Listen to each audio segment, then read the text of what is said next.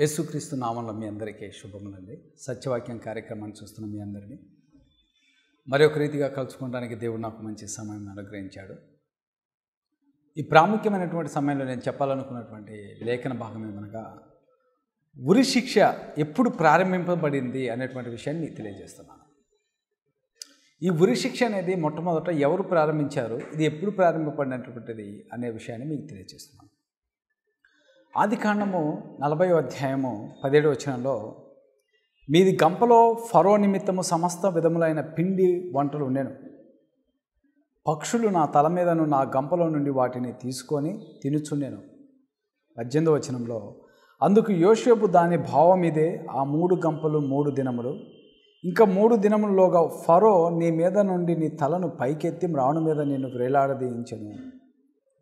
అప్పుడు పక్షులు నీ మీద నుండి నీ మాంసమును తినివేయునని ఉత్తరం ఇచ్చాను. 20వ వచనంలో, 3వ దినమందు జరిగినదేమనగా, ఆ దినంలో ఫరో జన్మదినము గనుక అతడు తన సేవకులందరికీ విందు చేయించి వారు నడుమ పానదాయకుల అధిపతిను భక్ష్యకారులకు అధిపతుల తలను పైకెత్తి పానదాయకుల అధిపతి ఉద్యోగమును మరలా అతనికి ఇచ్చెను గనుక అతడు ఫరో చేతికి గిన్నెనిచ్చెను. అయితే ఇద్దరిని ఉరి తీయాలనుకున్నాడు, ఒక వ్యక్తిని తీయలేదు. ఎవరిని ఉరి తీశారంటే భక్ష్యకారకుల అధిపతిని ఉరి తీశాను.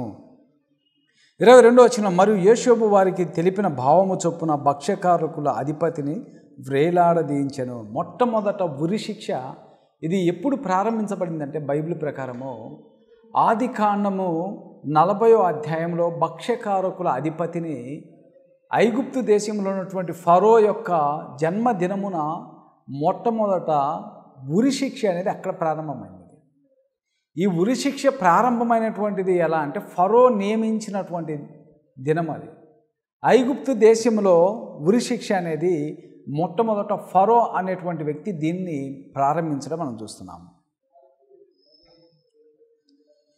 ద్వితీయోపదేశ కాండం 21వ అధ్యాయం 22వ వచనంలో, మరణ శిక్షకు తగిన పాపము ఒకడు చేయగా అతని చంపి మ్రాను మీద వ్రేలాడదీసినెల్లా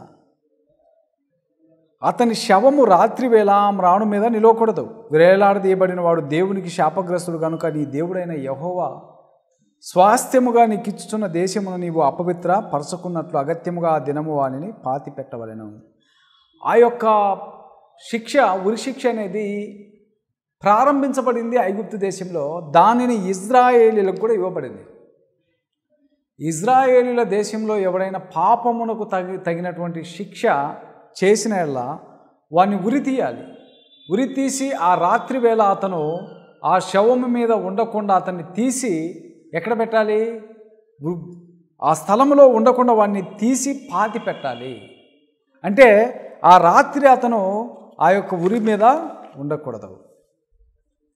యెహోషువ గ్రంథము 8వ అధ్యాయం 29వ వచనంలో, యెహోషువ హాయి రాజును సాయంకాలం వరకు మాను మీద వేలాడదీశాను. చూడండి, ప్రొద్దు గుంకుచున్నప్పుడు సెలవేయగా జనులు వాని శవమును మ్రాను మీద నుండి దించి ఆ పూర ద్వారమును ఎదుట దాన్ని పడవేసి దాని మీద పెద్ద రాళ్ళ కుప్ప వేసిరి. అది నేటి వరకు ఉన్నదటది. యెహోషువ హాయి రాజును సాయంకాలం వరకు ఉరి శిక్ష విధించాడు. మ్రాను మీద వ్రేలాడదీశాను అని వ్రాయబడింది. అంతేకాకుండా ఎజ్రా కాలంలో కూడా మనం చూస్తున్నాము. 6వ అధ్యాయం 11వ వచనంలో, ఇంకను మేము నిర్ణయించినదేమనగా, ఎవడైనా ఈ ఆజ్ఞను భంగపరిచినలా వాడిని ఇంటిన వెన్నుగాడి నుంచి ఓడదేయబడి నిలువెత్తబడిన దాని మీద వాడు ఉరి తీయింపబడెను. ఆ తప్పును బట్టి వాని ఇల్లు పెంట రాసి చేయబడెను. ఇది ఎజ్రా కాలంలో కూడా రాయబడింది. ఒక పెద్ద మొద్దును తీసేసి ఆ మొద్దు మీద అతన్ని ఆ ఉరి తీయాలని చెప్పారనమాట. ఎందుకంటే వాళ్ళు చేసినటువంటి పాపమును బట్టి ఈ ఉరి శిక్ష అనేది ప్రారంభించబడినది ఐగుప్తు దేశంలో. దానిని అనుసరించుకుంటూ ఇజ్రాయేల్ దేశంలోనికి వచ్చింది. అది ప్రపంచమంతా కూడా ఉరి శిక్ష అనేది ప్రారంభించబడింది. అది న్యాయస్థానములు, కోర్టులు కానీ ఈ ప్రపంచం అంతటికి కూడా పరిచయం చేసినటువంటి ఈ ఉరి శిక్ష పరిచయం చేసినటువంటి వ్యక్తులు ఎవరనగా ఐగుప్తు దేశంలో ఉన్నటువంటి వాళ్ళు. మొట్టమొదట ఉరి శిక్ష భక్ష్యకారకుల అధిపతి, అతనికి మొట్టమొదటి వ్యక్తిగా అతను ఉరి శిక్ష విధింపబడడం మనం చూస్తున్నాం. అది ఎవరి ద్వారా అనగా ఫరో యొక్క జన్మదినమున ఉరి శిక్ష ప్రారంభించాడు. అంతేకాకుండా ఎస్తేరు గ్రంథము 7వ అధ్యాయం 9వ వచనంలో రాజు ముందర నుండు షండులలో హర్బోని అనునొకడు ఏలినవాడా చిత్తగించుము. రాజు మేము మీ కొరకు మాటలాడిన మొద్దుకైను ఉరితీయుటకు హామాను చేయించిన 50 మూరల ఎత్తుగల ఉరికొయ్య హామాను ఇంటి యొద్ద నాటబడి ఉన్నది కదా. రాజు దాని మీద వాడిని ఉరితీయుడని ఆజ్ఞ ఇచ్చెను. ఎవరినైతేనో మొద్దుకైను ఉరితీయుటకు హామాను చేయించిన 50 మూరల ఎత్తుగల ఒక కొయ్య ఉన్నది, దాని మీద ఉరిశిక్ష విధించెను. ఉరి కొయ్య అనింది అక్కడ, ఉరి కొయ్య, దాని మీద అతన్ని ఉరి తీసాను. అంతేకాకుండా సమూయేలు గ్రంథము 2వ అధ్యాయము 21 కూడా తాను సౌలు కుమారుడు యోనాతాను యెహోవా నామమును బట్టి ప్రమాణం చేసి యున్న హేతువు చేత రాజు సౌలు కుమారుడు యోనాతాను పుట్టిన మెషిబోషెతును అప్పగింపక 8వ వచనంలో ఆయా కుమార్తెయగు రిస్పా సౌలునకు కనిన 2 కుమారులను అర్మోనిను మెషబోతును సౌలు కుమార్తెయగు మెరాబు మెహాలతీయుడగు బర్జిలై కుమారుడైన అద్రేలుకును కనిన 5 కుమారులను పట్టుకొని గిబియోనులో అప్పగించాను. గిబియోనులో అప్పగించి వారిని ఏం చేశారంటే 23వ అధ్యాయం 9వ వచనంలో వారు ఈ 7 తీసుకొని పోయి కొండ మీద యెహోవా సన్నిధిన ఉరి తీసిరి అని వ్రాయబడింది. ఆ 7 ఏకలీతిని చంపబడిరి. కోతకాలమున యువల కోత ప్రారంభమందు వారు మరణం. ఈ 7 తీసుకెళ్లారు. తీసుకువెళ్ళి యెహోవాకు ఆ కొండ మీద యెహోవా సన్నిధిని వాళ్ళు ఉరి తీశారు. 7 ఉరి తీశారు. ఎందుకు ఈ విషయం చెబుతానంటే ఈ ఉరి అనేది మొట్టమొదట ఐగుప్తు దేశంలో స్టార్ట్ అయింది. అది ఇజ్రాయేలీలు ఎవరైనా పాపము చేస్తే వాళ్ళు ఉరి తీయాలని ఈ యొక్క ద్వితీయోపదేశ కాండం నుంచి ఇది ప్రారంభించడం జరిగింది. కానీ ప్రారంభించబడింది అది ఐగుప్తు దేశంలో, కానీ ఇది నేటి వరకు ఉన్నది. అయితే ఈ ఉరి శిక్ష అనేది కొట్టివేయబడిందండి. ఇక మనుషుల్ని ఎవరు ఉరి తీయకూడదు. ఈ భారతదేశమే కాదు, ప్రపంచ దేశములు కూడా ఏ మనిషిని ఉరి తీయటానికి వీల్లేదు. ప్రారంభించబడింది, అది అంతము కూడా ఉంది. ఉరి శిక్ష ఎప్పుడైతే ప్రారంభించబడిందో దానికి అంతం ఏంటంటే యేసుక్రీస్తు ప్రభువారు శరీరధారిగా భూమి మీదకి వచ్చినప్పుడు ఏ మనిషిని మీరు శిక్షించవద్దు, క్షమించండి. సరే, మీరు క్షమించమంటే ఒక టెర్రరిస్ట్ ఉన్నాడు, కొన్ని వేల మందిని చంపేసిండు, వాడిని క్షమించాలా, క్షమించి వదిలేయాలనా అనేటువంటి సందేహాలు కూడా ఉంటాయి ఖచ్చితంగా. సరే, ఏమైనప్పటికీ కూడా యేసుక్రీస్తు ప్రభువారు క్రొత్త నిబంధన గ్రంథం ఆయన శరీరధారిగా పుట్టినప్పుడు ఏ మనిషికి మీరు శిక్షించవద్దు. ఆ యొక్క ఉరి శిక్ష రద్దు చేయబడింది. ఎప్పుడు అనగా క్రీస్తు ప్రభువారు పాపులను రక్షించడానికి లోకానికి వచ్చినప్పుడు ఆయన మరణించి సమాధి చేయబడి తిరిగి లేపబడిండు.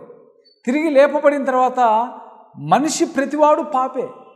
వాడేమో శారీరకంగా పాపం చేస్తున్నాడు, నీవేమో ఆధ్యాత్మికంగా పాపం చేస్తున్నావు. వాడేమో శారీరకంగా మనిషిని హత్య చేసి కత్తితో పొడిచి చంపేస్తున్నావు, నువ్వు మాటలతో చంపేస్తున్నావు. ద్రోహి అంటేనే అంతకుడు. కొంతమంది ఏమో శరీరకరంగా వ్యభిచారం పాపం చేస్తున్నారు, మళ్ళీ కొంతమంది ఏమో మోహపు చూపుతోనే వ్యభిచారం చేస్తున్నారు. వాళ్ళు ఎంత పాపులో వీళ్ళు కూడా అంతే పాపులు. వాళ్ళు శారీరకంగా పాపం చేస్తున్నారు, వీళ్ళు ఆధ్యాత్మికంగా పాపం చేస్తున్నారు. అందుకని బైబిల్ క్రొత్త నిబంధన గ్రంథము క్రీస్తు ప్రభువారు వచ్చిన తర్వాత ఏ వ్యక్తిని కూడా ఉరి తీయటానికి లేదు. క్షమించమంటుండు దేవుడు. అందరినీ క్షమించండి, లోకాన్ని క్షమించడానికి క్రీస్తు ప్రభువారు వచ్చిందే ఆయన పాపులను రక్షించడానికి. ఒకవేళగినా అలాగినా క్షమించబడకుండా ఉండాలంటే భూమి మీద ఒక్కడు కూడా బ్రతకడు, అందరినీ ఉరి తీయాలి. ఎవడు నీతిమంతుడు లేడు, ఒక్కడు లేడనింది. ఎవడు నీతిమంతుడు ఉన్నాడా?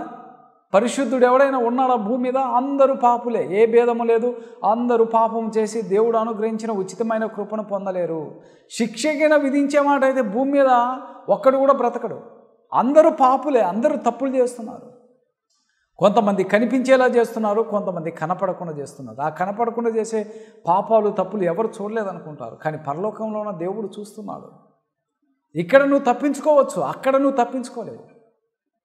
ఒక దినమున నీకు తీర్పు ఉన్నది. జడ్జెస్ ఇచ్చేటువంటి తీర్పు ఇది, శారీరమును బట్టి ఇచ్చేటువంటి తీర్పు ఇది. కొంతకాలము ఇది శాశ్వత కాలమైనటువంటి తీర్పు కాదు. యేసుక్రీస్తు ప్రభువారు ఇచ్చేటువంటి తీర్పు అది శాశ్వత కాలం ఉంటుంది, నిత్య అగ్ని గంధకాలలో కాల్చివేయబడటానికి. సహోదరులారా, మరి ఈ ఉరి శిక్ష అనేది ఎప్పుడు ప్రారంభించబడిందంటే ఐగుప్తు దేశంలో ఫరో దగ్గర ప్రారంభించబడింది. అది ఎప్పుడు రద్దు చేయబడిందంటే యేసుక్రీస్తు ప్రభువారు భూమి మీదకి సమాధానపరచడానికి వచ్చాడు. మనుషులను హత్యలు చేసుకోవద్దని చెప్పాడు, హింసించుకోవద్దు, ఎవరైనా కొట్టినా కూడా క్షమించమని యేసు ప్రభువారు చెప్పాడు. సత్యవాక్యం వింటున్న మీ అందరికీ వందనాలు, శుభములు. ఆమేన్.